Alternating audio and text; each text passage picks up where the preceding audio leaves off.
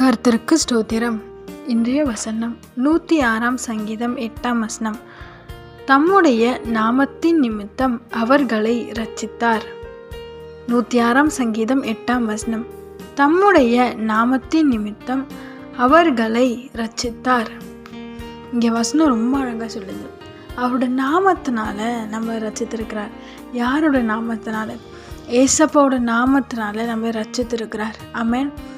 2024 கடைசி நாளுக்கு வந்திருக்கும். இந்த வருஷம் முடியவே போகுது. இன்னும் சில மணி நேரத்தில் முடிய போகுது. கொஞ்சம் யோசிச்சு பாருங்கள், எவ்வளோ ஆபத்துலேருந்து நம்மளை ஏசப்பா பாதுகாத்துருக்கிறார். எவ்வளோ பலவீனத்துலேருந்து நம்மளை பாதுகாத்துருக்கிறார். எவ்வளோ விதமான ஆபத்துகள்ல இருந்தோம், கஷ்டங்கள்ல இருந்தோம், பலவீனங்கள்ல இருந்தோம், எவ்வளோ சூழ்நிலை இருந்து நம்மளை ஏசப்பா பாதுகாத்து ரட்சித்திருக்கிறார். கொஞ்சம் நினைத்து பாருங்க. நிச்சயமாய் அவர் வருகிற வருஷத்துலேயும் உங்களை நடத்துவார். இன்னும் அது செய்யலை, இன்னும் இது செய்யலை, நம்ம முறுமுறுத்துட்டே இருக்க வேணாம்.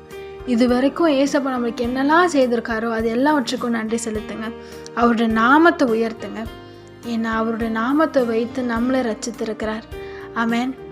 அவர் துதிங்க, உயர்த்துங்க. அவர் நிச்சயமாய் வருகிற ஆண்டிலும் உங்களை ஆசீர்வாதமாய் நடத்துவார். ஆமென்.